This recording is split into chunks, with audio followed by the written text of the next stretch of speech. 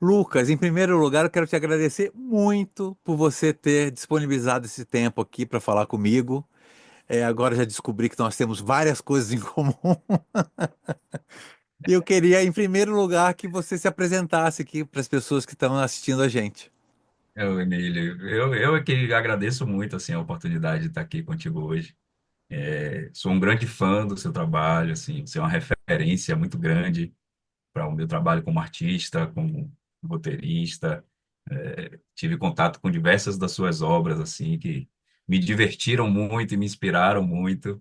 Então, eu queria te agradecer não só pelo convite, mas pelo seu fazer artístico, né?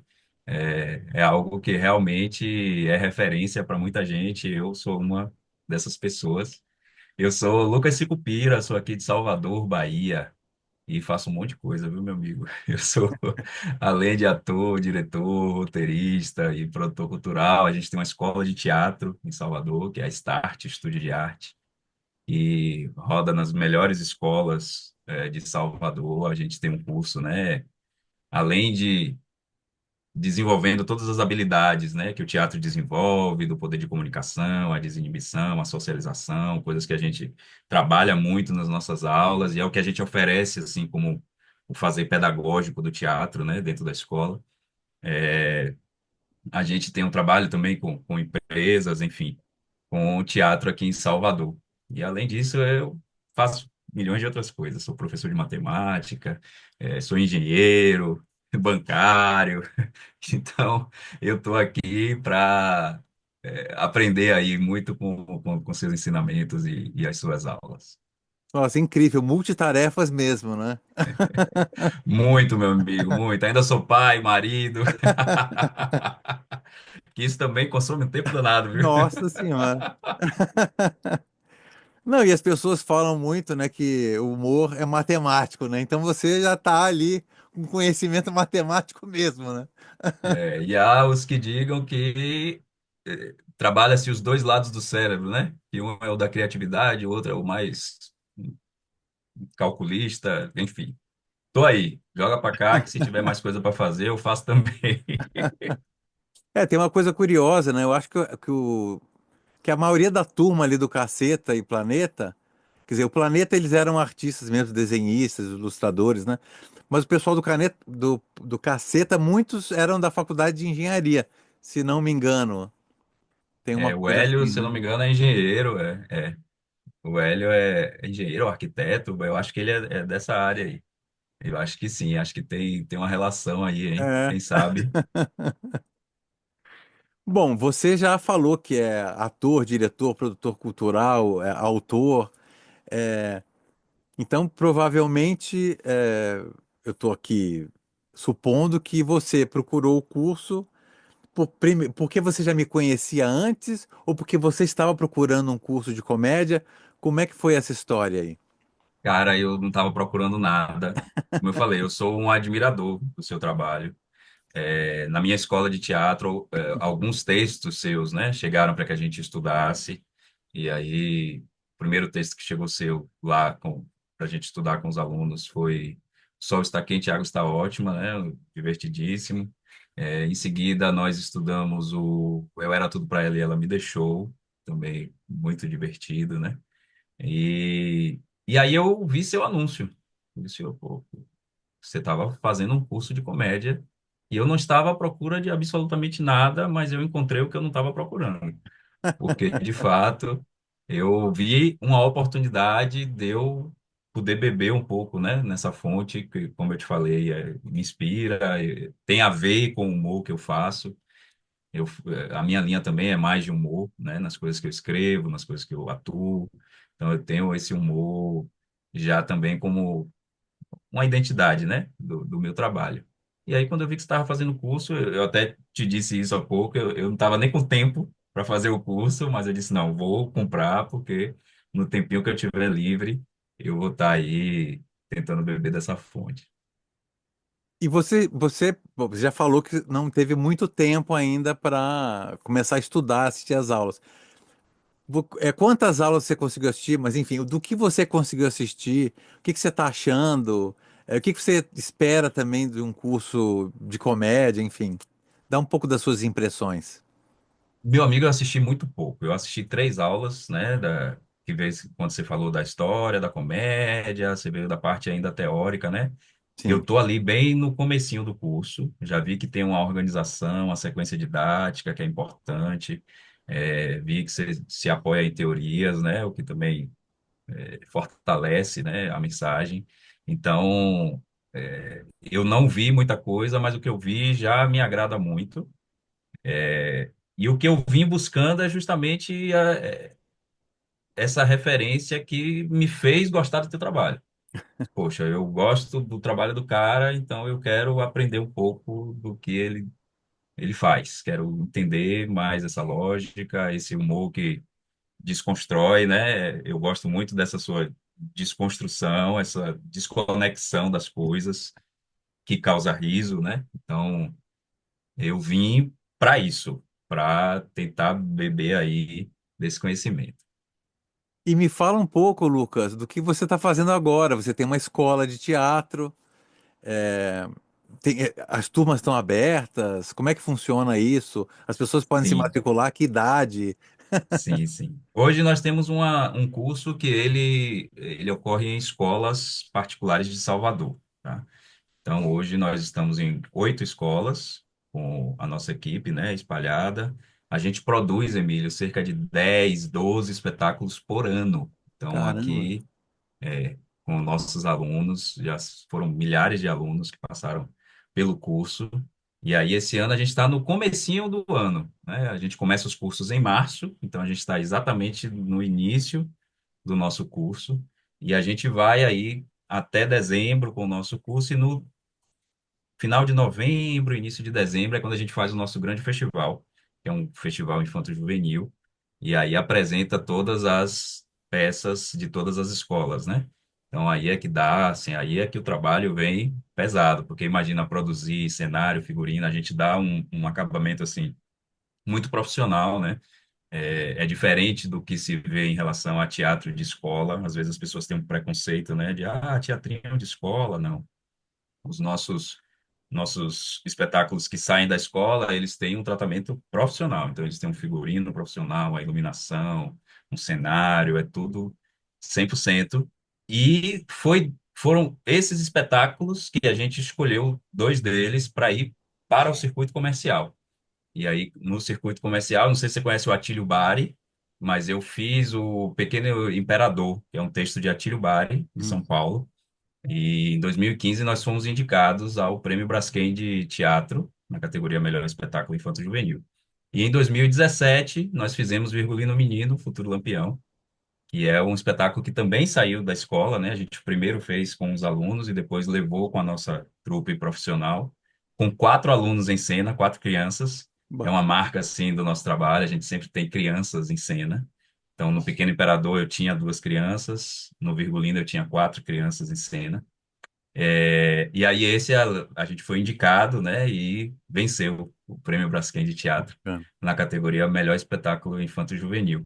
E é um espetáculo que foi feito pela nossa galera, né? Então é texto meu e de Ocan Simões, que é meu sócio, né, nas empreitadas de artista, eu que dirigi, eu estava em cena, junto com vários outros atores, assim, da nossa trupe, e, como eu falei, as 4 crianças que eram alunos do nosso curso e que vieram fazer uma temporada assim de teatro cheio, muito bacana. A gente tem assim um público que é bem fiel, bem bacana.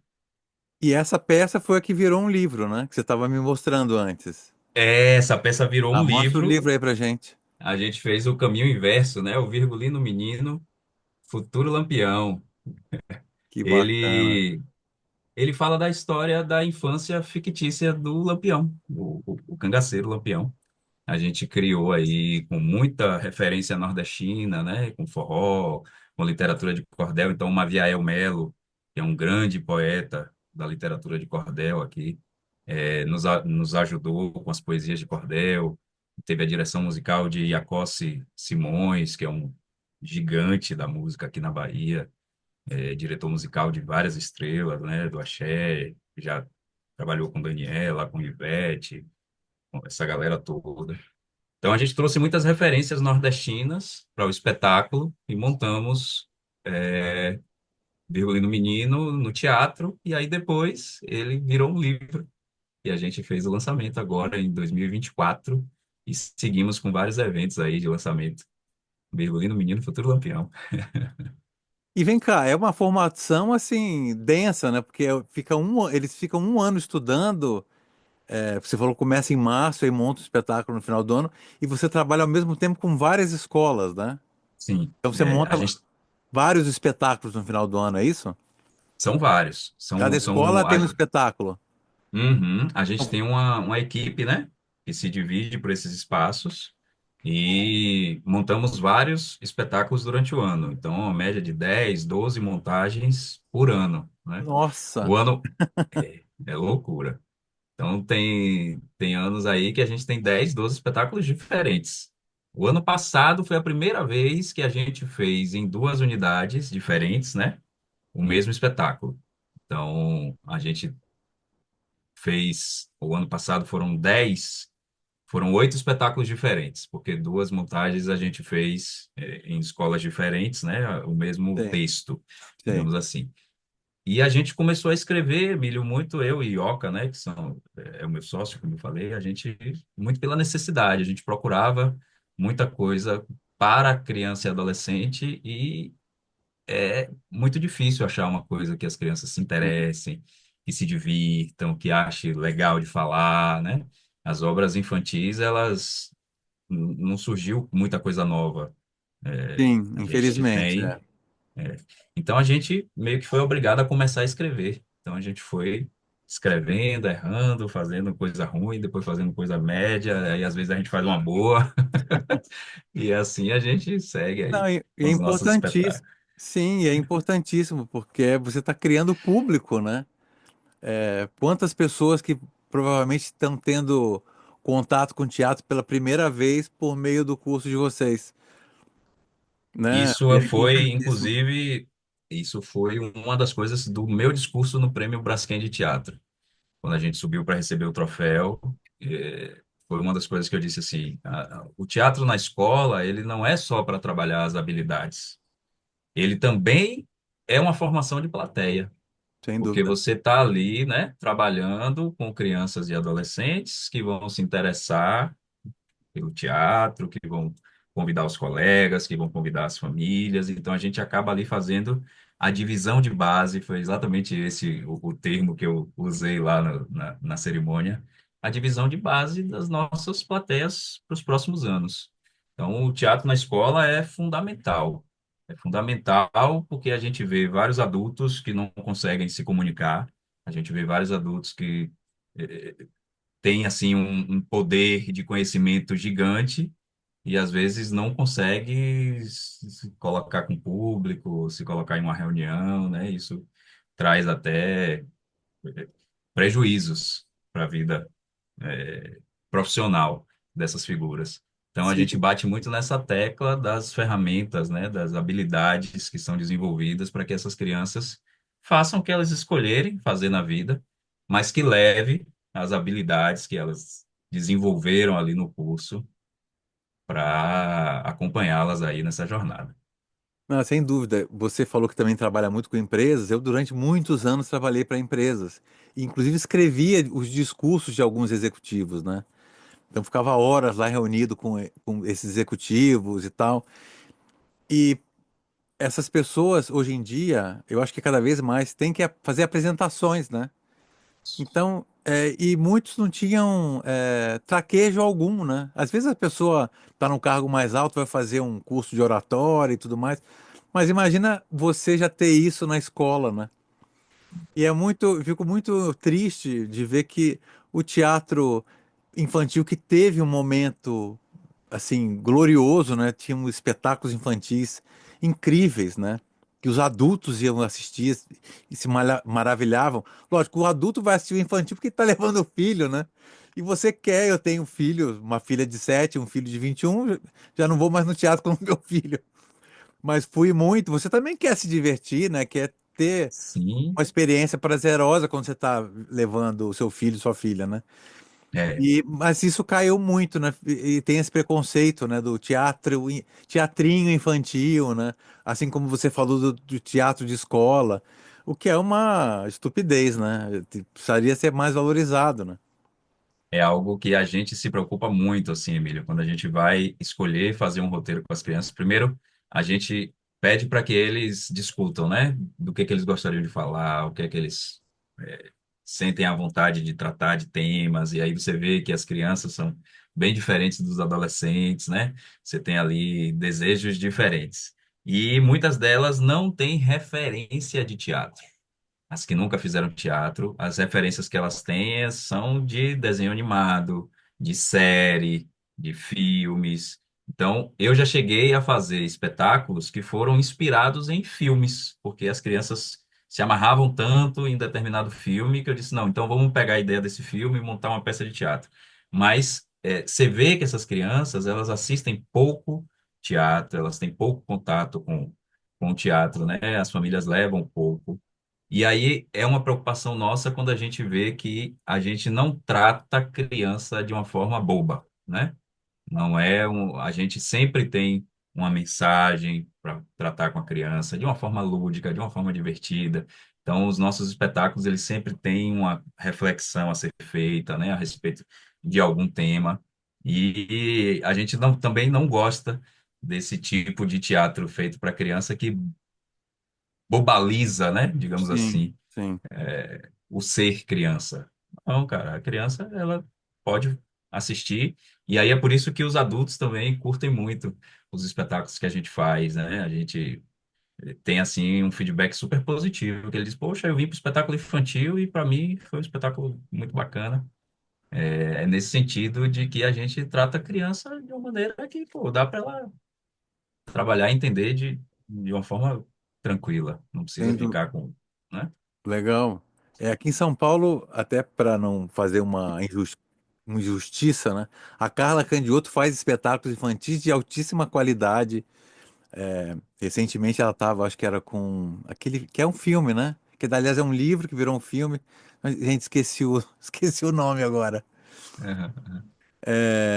É um filme que a minha mulher adora, inclusive, mas eu esqueci o nome. Mas enfim, me diz uma coisa, me mata uma curiosidade aqui. Como é que é a relação das crianças com o humor? Gente, elas adoram, né? Primeiro porque elas têm um termômetro. Elas imaginam que no teatro o que faz rir é que é legal. Quando eles veem, ouvem a risada, né? Que dali vem os aplausos. Então eles se sentem maravilhados. E a gente sabe que a família está ali para acolher aquelas crianças, os convidados, né? Então a gente tem assim o momento de cada criança brilhar no palco e eles associam muito essa coisa à risada, aos aplausos. Claro que criança gosta de folia, gosta de diversão, a gente não vai Sim, fazer nada pesado, né? Então, de fato, o humor é a gasolinazinha que eles têm ali para manter o fazer do teatro vivo. Você vê nos exercícios, né? O curso ele tem uma sequência, né, didática e lógica.